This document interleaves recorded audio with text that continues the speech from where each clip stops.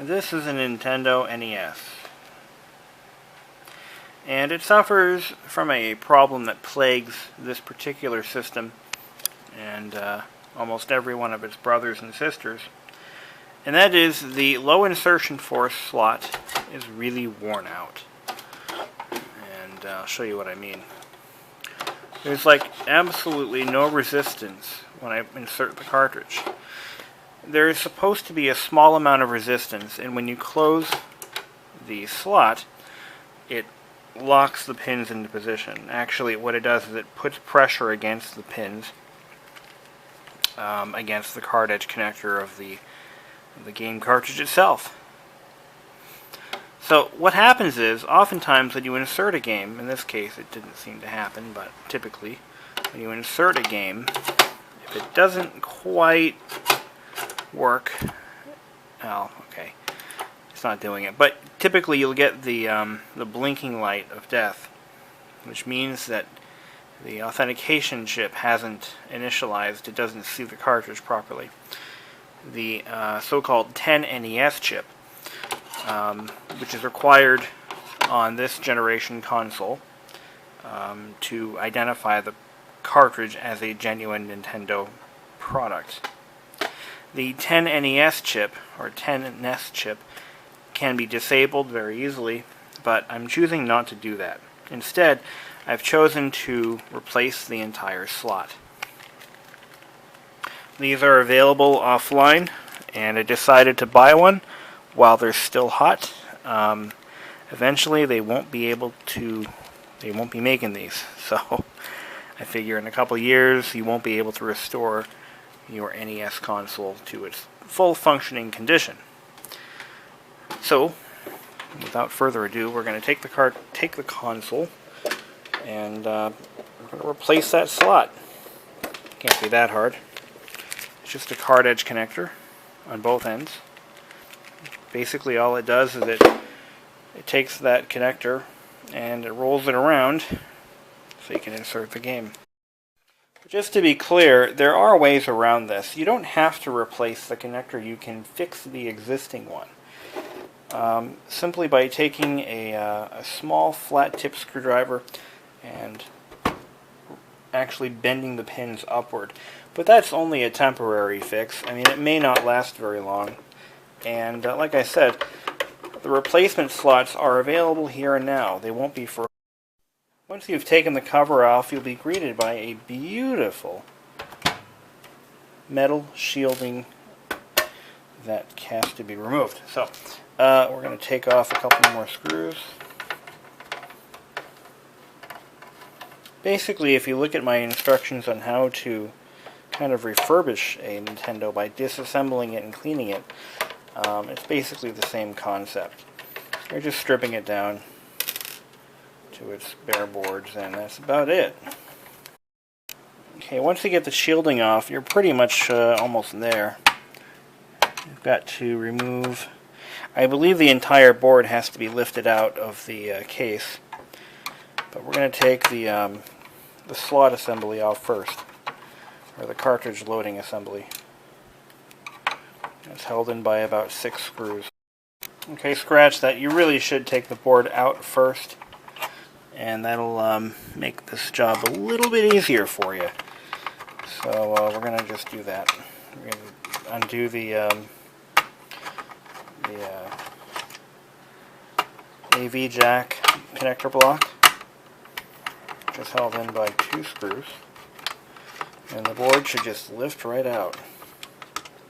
You know, these machines were really designed to be serviced fairly easily by the Nintendo technicians in your local area, which actually existed, was a thing, and they could probably have one of these replaced in a matter of minutes.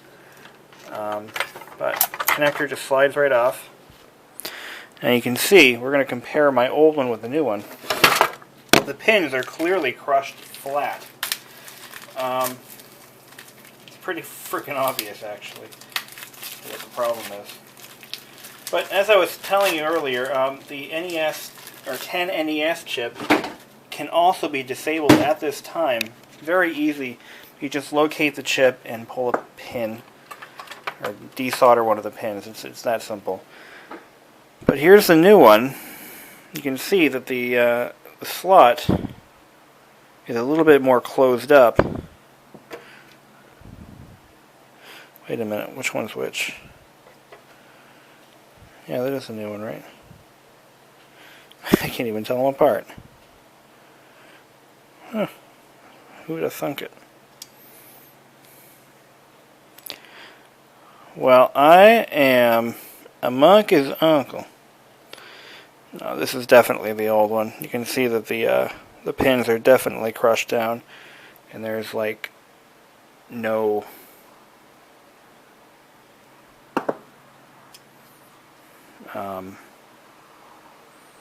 seriously? They look exactly the same to me. Here's what. Okay, I'm not stupid. Well, I am, but not in that way.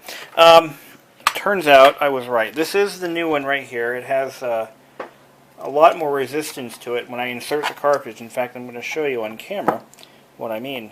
The cartridge can be inserted and it doesn't fall out. So those pins are definitely, you know, in a brand new condition. Put the old one on. Watch what happens when I let go. Falls right out. So these pins are definitely worn out. But this actual connector isn't really that bad. It's still, you know, when you close the lid, it still locks onto the cartridge like it's supposed to. In fact, I'm going to demonstrate what that looks like. So when you actually lock the cartridge down, it goes like this, which forces the pins against the card edge connector of the cartridge. But a good connector should still be able to make decent contact whether or not the cartridge is locked in or not. And that's kind of the point I'm driving home here. So we're going to get ready to reassemble it. And we just, while we're here, we're going to take some rubbing alcohol. We're going to clean these contacts on the card edge connector of the board. It's only a single-sided, or is it double-sided? It is double-sided.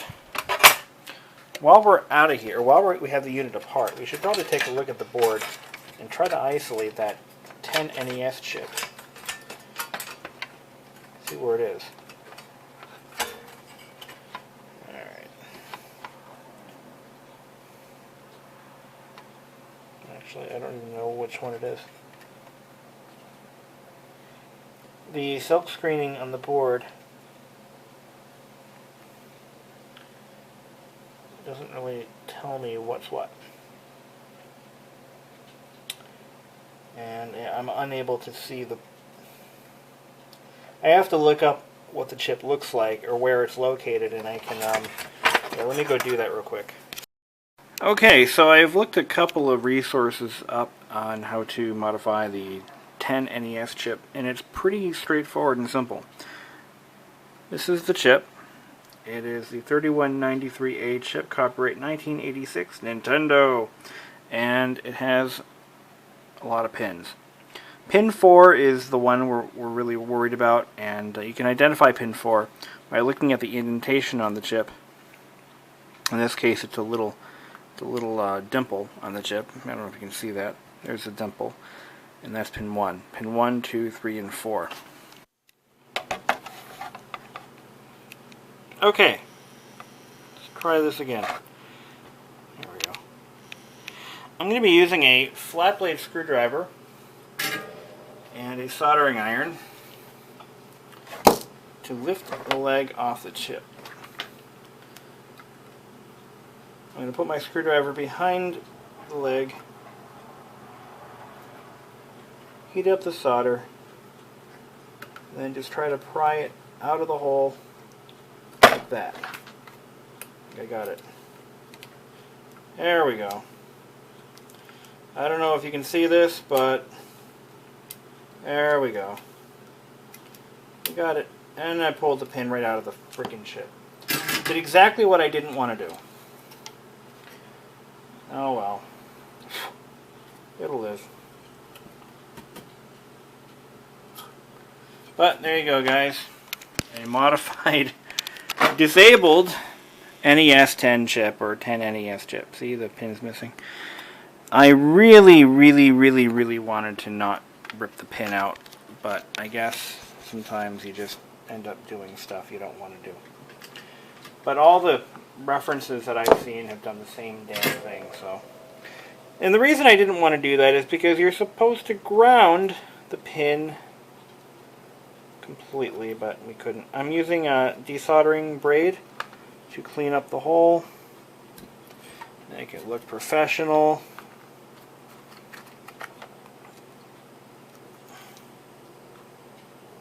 Just like so. Okay. And that's pretty much done. So, alright, we're good to go. We've got the NES 10 chip modified. We've got a new card edge connector. Let's put that in. Okay, card edge connector is installed. I made sure to clean the contacts first. Now we got to put this back in.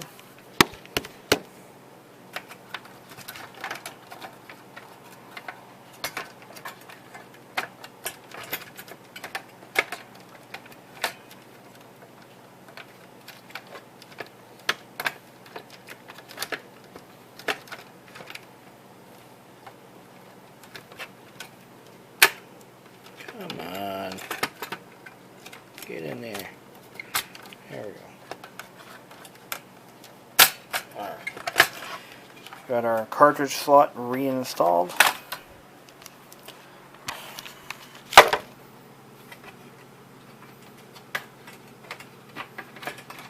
Like so. Okay, there we go. Ta-da. And make sure we have no pinched wires. Looks good. Oh, we got one there. Unpinch that wire. Unpinch you. Come on.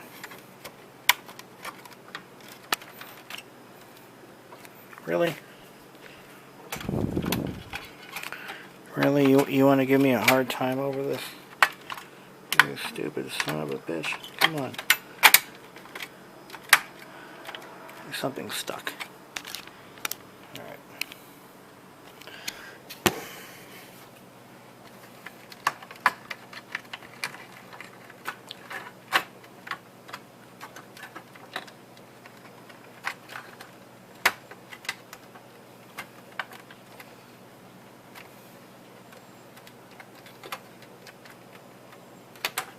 Yeah, I've got a wire here that insists on going on top of this post, but I really don't want to do that. And I've got something bogging up the works underneath. This isn't laying flat. Hold on. I just wanted to let you all know that these 2 points here may be charged, this or this one. I just had this arc against that. This capacitor is still charged, is my point. You'd be enough to give yourself a bit of a shock. But we're almost... Okay, let's check it out.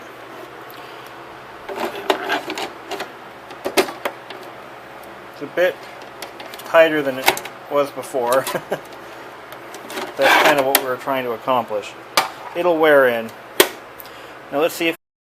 We're going to test this modification with my favorite game ever, Spy Hunter.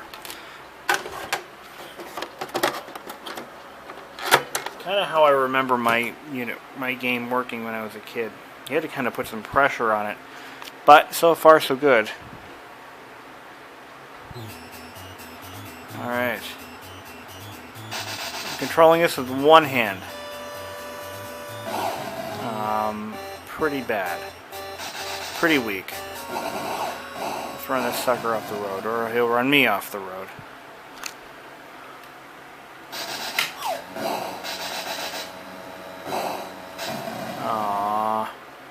Let's try Mario 3. Alright, now it's like really tight. Maybe I should put some a little bit of grease, stuff, dielectric grease. Maybe a little bit of dielectric grease will help it break in. Mario 3, I always had a problem with loading, but now it just plain works. Okay. Looks like we're good. I killed the mushroom.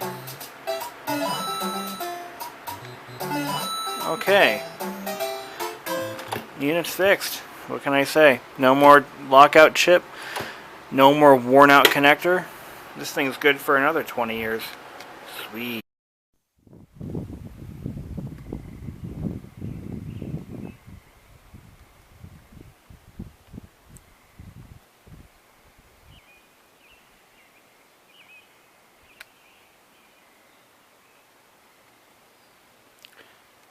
It really is that yellow outside. Look at that. Those clouds are hauling.